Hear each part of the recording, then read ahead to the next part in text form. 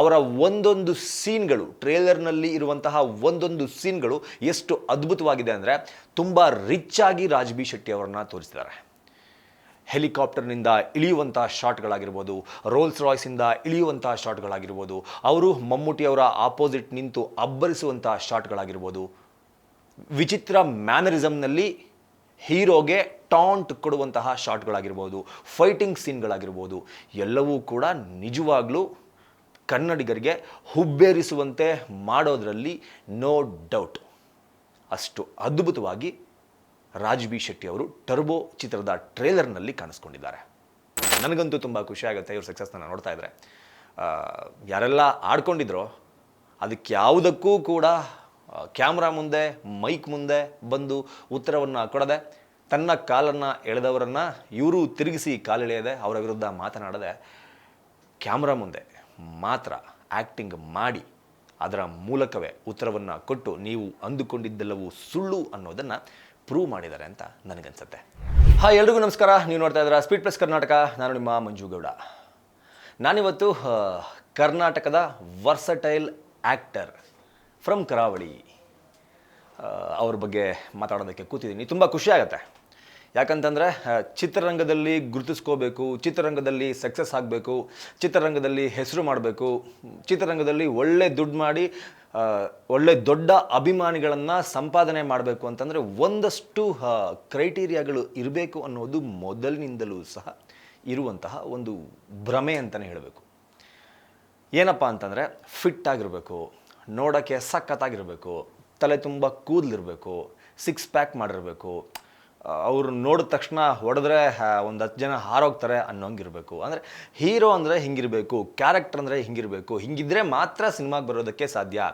ಇನ್ನು ನೋಡೋಕ್ಕೆ ಚೆನ್ನಾಗಿಲ್ಲದೆ ಇರೋರು ಇವರೆಲ್ಲ ಸಿನಿಮಾದಲ್ಲಿ ಬಂದು ಆ್ಯಕ್ಟ್ ಮಾಡಿದ್ರೆ ಅವರನ್ನು ಜನ ಒಪ್ಕೊಳ್ಳೋದು ತುಂಬ ಕಷ್ಟ ಅಂತ ಎನ್ನುವ ಸ್ಥಿತಿಯಲ್ಲಿದ್ದ ಚಿತ್ರರಂಗಕ್ಕೆ, ಅದು ಕನ್ನಡ ಚಿತ್ರರಂಗಕ್ಕೆ ಒಬ್ಬ ನಟ ಅದೆಲ್ಲ ಕೂಡ ಸುಳ್ಳು ಅಂತ ಪ್ರೂವ್ ಮಾಡ್ತಾರೆ. ಅವರೇ ನಮ್ಮ ರಾಜ್ ಬಿ ಶೆಟ್ಟಿ. ಒಂದು ಮೊಟ್ಟೆಯ ಕತೆ, ಈ ಸಿನಿಮಾದ ಮೂಲಕ ಕನ್ನಡ ಚಿತ್ರರಂಗಕ್ಕೆ ಪದಾರ್ಪಣೆ ಮಾಡಿದಂತಹ ಇವರು, ಒಂದು ಮೊಟ್ಟೆಯ ಕಥೆಯಲ್ಲಿ ಇವರು ಹೀರೋ ಆಗಿ ಬಂದಾಗ ಇವ್ರನ್ನ ಯಾರು ನೋಡ್ತಾರೆ ಗುರು, ಇವ್ರ ತಲೆಯಲ್ಲಿ ಕೂದಲೇ ಇಲ್ಲ, ಒಂದು ಒಳ್ಳೆ ಪರ್ಸ್ನಾಲಿಟಿ ಇಲ್ಲ, ಇವ್ರು ಮೋಸ್ಟ್ಲಿ ಒಂದು ಮೊಟ್ಟೆಯ ಕತೆ ಹಿಟ್ ಆಯಿತು, ಇದಿಷ್ಟೇ, ಇದಾದಮೇಲೆ ಇವ್ರಿಗೆ ಆ ಫ್ಯೂಚರ್ ಇಲ್ಲ, ಈ ತರಹದ ಕಾಮಿಡಿ ಸಿನಿಮಾಗಳನ್ನೇ ಮಾಡ್ಕೊಂಡಿರಬೇಕು, ಬಿಟ್ಟರೆ ಇನ್ನೇನು ಇವ್ರ ಕೈಯಲ್ಲಿ ಮಾಡೋಕ್ಕೆ ಆಗಲ್ಲ ಅಂತ ಸಾಕಷ್ಟು ಜನ ಆಡಿಕೊಂಡಿದ್ದೂ ಉಂಟು, ಸಾಕಷ್ಟು ಜನ ನಕ್ಕಿದ್ದೂ ಉಂಟು, ಸಾಕಷ್ಟು ಜನ ಹೀಯಾಳಿಸಿದ್ದೂ ಉಂಟು. ಆದರೆ ಒಂದು ಮೊಟ್ಟೆಯ ಕತೆ ಆದ ನಂತರ ಇವರು ಒಂದು ಚೇಂಜ್ ಓವರ್ನ ಮಾಡ್ಕೋತಾರೆ. ಯಾವ ಥರ ಚೇಂಜ್ ಓವರ್? ಗರುಡಗಮನ ವೃಷಭ ವಾಹನ. ಈ ಸಿನಿಮಾದಲ್ಲಿ ರಾಜ್ ಬಿ ಶೆಟ್ಟಿಯವರು ಹೀಗೂ ಕಾಣಿಸ್ಕೋತಾರೆ, ಅವರನ್ನು ಮೆಚ್ಕೋಬೋದು, ಅವರ ನಟನೆ ಎಲ್ರಿಗೂ ಕೂಡ ಇಷ್ಟ ಆಗತ್ತೆ ಅಂತ ಯಾರೂ ಕೂಡ ಊಹೆ ಮಾಡದ ನಿಟ್ಟಿನಲ್ಲಿ ಅವರು ತಮ್ಮನ್ನು ತಾವು ಬದಲಾಯಿಸಿಕೊಂಡು ಜನರಿಗೆ, ಕರ್ನಾಟಕದ ಜನರಿಗೆ ಇಷ್ಟವಾಗುವುದರ ಜೊತೆಗೆ ಗರುಡಗಮನ ವೃಷಭ ವಾಹನ ಭಾರತದ ಸಾಕಷ್ಟು ಬೇರೆ ಬೇರೆ ಭಾಷೆಯ ಚಿತ್ರರಂಗದಲ್ಲಿ ಡಬ್ ಆಗುವ ಮೂಲಕ ಅಲ್ಲೂ ಕೂಡ ಹಿಟ್ ಆಗುತ್ತೆ. ಅಲ್ಲೂ ಕೂಡ ಗರುಡಗಮನ ವೃಷಭ ವಾಹನ ಚಿತ್ರದ ಸಲುವಾಗಿ ಸಾಕಷ್ಟು ಮಾತುಗಳನ್ನು ಸಹ ಆಡ್ತಾರೆ. ಅದಾದ ನಂತರ ಟೋಬಿ, ಅದಾದ ನಂತರ ಸ್ವಾತಿ ಮುತ್ತಿನ ಮಳೆಹನಿಯೇ, ಈ ಎಲ್ಲ ಚಿತ್ರಗಳಲ್ಲೂ ಇವರು ಆಯ್ಕೆ ಮಾಡಿಕೊಂಡಂತಹ ಕ್ಯಾರೆಕ್ಟರ್ಗಳಿದೆಯಲ್ಲ ತುಂಬ ವಿಭಿನ್ನ. ಒಂದು ಚಿತ್ರಕ್ಕಿಂತ ಮತ್ತೊಂದು ಚಿತ್ರ ತುಂಬ ವಿಭಿನ್ನವಾಗಿತ್ತು. ಅವರ ಕ್ಯಾರೆಕ್ಟರ್ಗಳನ್ನು ಎಲ್ಲರೂ ಕೂಡ ತುಂಬ ಇಷ್ಟಪಟ್ಟು ನೋಡೋದಕ್ಕೆ ರೆಡಿಯಾದರು. ಯಾವಾಗ ಯಾರೆಲ್ಲ ಇವರನ್ನು ಹೀಯಾಳಿಸ್ತಿದ್ರೋ, ಯಾರೆಲ್ಲ ಇವರ ಸಿನಿಮಾಗೆ ಮುಂದಿನ ದಿನಗಳಲ್ಲಿ ಜನ ಬರಲ್ಲ ಅಂತ ಹೇಳ್ತಾ ಇದ್ರೋ, ಅವರ ಸಿನಿಮಾವನ್ನು ನೋಡೋದಕ್ಕೆ ಕಾಯುವಂತಹ ಸ್ಥಿತಿ ಕರ್ನಾಟಕದಲ್ಲೂ ಕೂಡ ನಿರ್ಮಾಣ ಆಯಿತು. ಇಂತಹ ರಾಜ್ ಬಿ ಶೆಟ್ಟಿ ಈಗ ಪಕ್ಕದ ಇಂಡಸ್ಟ್ರಿ, ಮಲಯಾಳಂ ಇಂಡಸ್ಟ್ರಿಗೆ ಕಾಲಿಟ್ಟಿರುವಂಥದ್ದು. ಅಲ್ಲಿ ಇವರನ್ನು ಯಾವ ರೀತಿ ಯೂಸ್ ಮಾಡ್ಕೊಂಡಿದ್ದಾರೆ ಅನ್ನೋದನ್ನು ನೋಡಬೇಕು ಅಂದರೆ ನೀವು ನಿನ್ನೆ ರಿಲೀಸ್ ಆಗಿರುವಂತಹ ಮಮ್ಮೂಟಿ ಮೇನ್ ಲೀಡ್ನಲ್ಲಿ ಅಭಿನಯಿಸಿರುವ ಟರ್ಬೋ ಚಿತ್ರದ ಟ್ರೇಲರನ್ನು ನೀವು ನೋಡಲೇಬೇಕು. ಆ ಚಿತ್ರದ ಟ್ರೇಲರನ್ನು ನೋಡಿದ್ರೆ ಹೌದಾ ಇವ್ರು ನಿಜವಾಗ್ಲೂ ನಮ್ಮ ರಾಜ್ ಬಿ ಶೆಟ್ಟಿನೇ ಅಂತ ನಿಮಗೆ ಅನ್ನಿಸ್ದೆ ಅಂತೂ ಇರಲ್ಲ. ಅಷ್ಟರ ಮಟ್ಟಕ್ಕೆ ಟ್ರೇಲರ್ನಲ್ಲಿ ಅದ್ಭುತವಾದಂತಹ ಪರ್ಫಾರ್ಮೆನ್ಸನ್ನು ನೀಡಿದ್ದಾರೆ. ಮಮ್ಮೂಟಿ, ನಾನು ಯಾರಿಗೆ ಕಂಪೇರ್ ಮಾಡಲಿ ಅವ್ರನ್ನ ಅಂತ ನೋಡೋದಾದರೆ, ಅವರಿಗೆ 70+ ಇಯರ್ಸ್, ಮಲಯಾಳಂನ ತುಂಬ ದೊಡ್ಡ ನಟ, ತುಂಬ ದೊಡ್ಡ ಸೂಪರ್ ಸ್ಟಾರ್.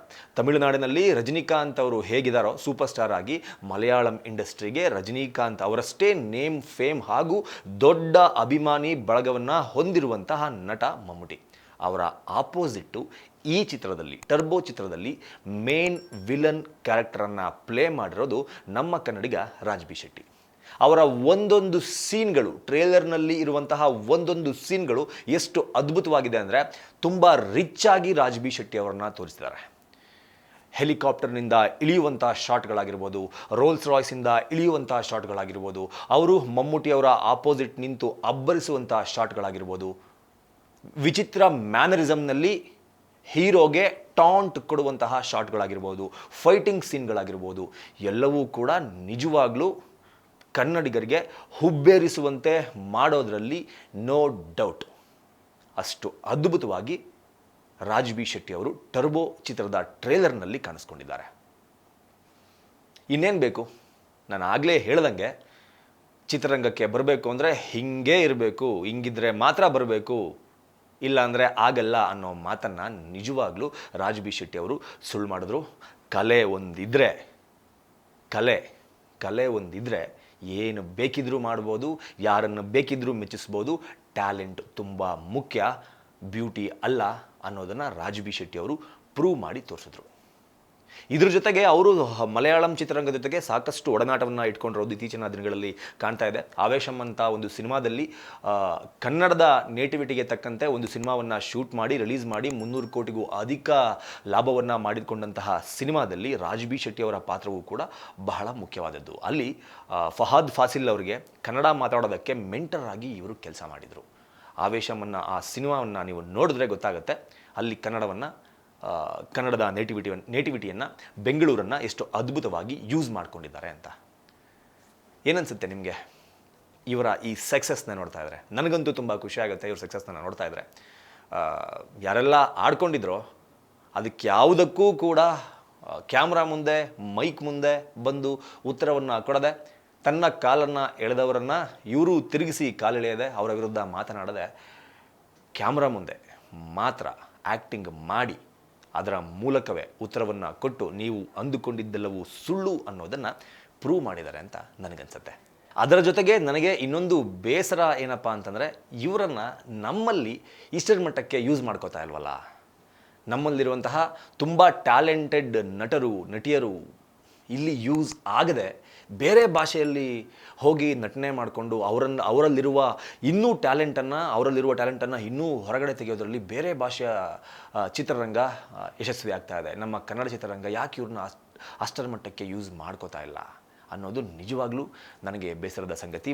ಮೋಸ್ಟ್ಲಿ ಈ ಟ್ರೇಲರನ್ನು ನೋಡಿದ ಮೇಲೆ, ಈ ಸಿನಿಮಾ ರಿಲೀಸ್ ಆದಮೇಲೆ, ಅದರಲ್ಲಿನ ರಾಜ್ ಬಿ ಶೆಟ್ಟಿಯವರ ಅಭಿನಯವನ್ನು ನೋಡಿ ಆದಮೇಲೆ ಮೋಸ್ಟ್ಲಿ ಕನ್ನಡದಲ್ಲಿ ಇನ್ನೊಂದಷ್ಟು ಸಿನಿಮಾಗಳಲ್ಲಿ ಅವರ ಟ್ಯಾಲೆಂಟನ್ನು ಹೊರಗಡೆ ತೆಗೆದು ಜನರಿಗೆ ತೋರಿಸುವ ನಿಟ್ಟಿನಲ್ಲಿ ಕೆಲಸಗಳು ಆಗುತ್ತೆ ಅಂತ ನಾನಂತೂ ನಂಬಿದ್ದೀನಿ. ನಿಮ್ಗೇನು ಅನ್ಸುತ್ತೆ ರಾಜ್ ಬಿ ಶೆಟ್ಟಿ ಅವರ ಈ ಸ್ಟೋರಿಯನ್ನು ನೋಡಿದಾಗ ಅನ್ನೋದನ್ನು ಕಮೆಂಟ್ ಬಾಕ್ಸ್ ಮೂಲಕ ತಿಳಿಸಿ ಅಂತ ಕೇಳ್ಕೊತಾ ಈ ವಿಡಿಯೋನ ಮುಗಿಸ್ತಾ ಇದ್ದೀನಿ. ನಮಸ್ಕಾರ.